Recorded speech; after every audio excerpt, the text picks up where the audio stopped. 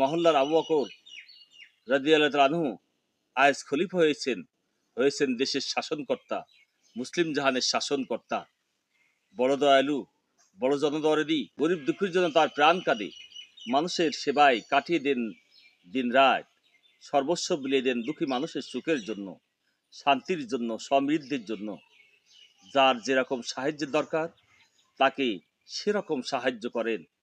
ঘরে যখন খাবার থাকে তখন অভুক্তকে দেন খাবার, যখন ধন সম্পদ থাকে তখন দরিদ্রকে দেন ধন সম্পদ, যখন টাকা পয়সা থাকে তখন দেন টাকা পয়সা, আর যখন কিছুই থাকে না তখন দেন কাজ করে। এরকম লোক খলিফা হলে, এরকম লোক দেশের শাসক হলে কি না খুশি হয়। কিন্তু সেই ছোট্ট মেয়েটি খুশি হতে পারেনি। অভিমানে দুঃখে কাঁদছে সে, ঘরের দরজা বন্ধ করে সে কাঁদছে আপন মনে। বাইরের হই হুল্লা তার কাছে অসহ্য। এসব দেখে তার আরো বেশি খারাপ লাগছে। তার ইচ্ছে হচ্ছে সে যেন আরো জোরে করে কাঁদে, চিৎকার করে গলা ফাটিয়ে কাঁদে। হযরত আবু বকর রাদিয়াল্লাহু আনহু খলিফা হয়েছেন, এ তার জন্য বড় দুঃখের, বড় কষ্টে। আচ্ছা, হযরত আবু বকর রাদিয়াল্লাহু আনহু যদি খলিফা না হতেন, হযরত আবু বকর রাদিয়াল্লাহু আনহু যদি ঠিক আগের মতোই থাকতেন, আহা কি যে ভালো হতো, কি যে উপকার হতো তার। কিন্তু কে শুনবে তার কথা, কে বুঝবে তার অসুবিধার কথা। বকরিয়ার আবু বকর রাদিয়াল্লাহু আনহু ছাড়া তো তার আর কেউ নেই। আবু বকর ছাড়া এই বকরি দিয়ে কি করবে সে। দুঃখে ক্ষোভে মেয়েটি যেন চুল ছেড়ে ফেলে। দিকে হযরত আবু বকর সিদ্দিক রাদিয়াল্লাহু আনহু এর মনেও কি কম দুঃখ।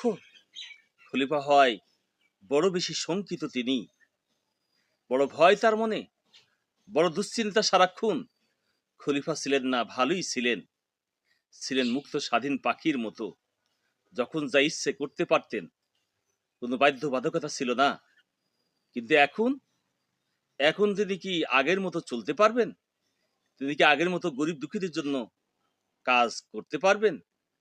তাদের কি সাহায্য করতে পারবেন আগের মতো? এই ভয়টা তার দয়ালু মনকে ঘিরে ধরল চারদিক থেকে। ভয়ে আতঙ্কে যেন এতটুকু হয়ে গেলেন তিনি। শখ পল্লীতে তিনি ছিলেন সবার সুখ দুঃখের সাথী, এতদিন তাদের পাশে পাশে থাকতে পারতেন সারাক্ষণ। এখন তো অনেক বড় দায়িত্ব, এখন কি পারবেন আগের মতো? এ দুঃখে তার মন ভারাক্রান্ত।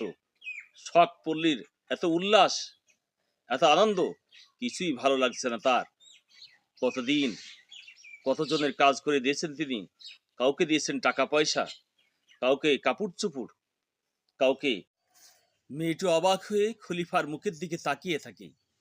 খলিফা আবারও তার মাথায় হাত বুলিয়ে দিলেন, বললেন, দেখো মা, আমি ঠিকই তোমার বকরির দুধ দহন করে দেব, মাখন তুলে দেবে যখন তুমি বলো। যাও মা, এবার বকরিগুলো মাঠে নিয়ে যাও। উপোস থেকে ওরা খিদের জ্বালায় বড় কষ্ট পাচ্ছে।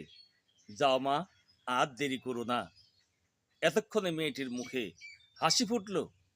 আনন্দে নাচতে নাচতে বকরিগুলো নিয়ে মাঠে চলে গেল সেই ছোট্ট মেয়েটি।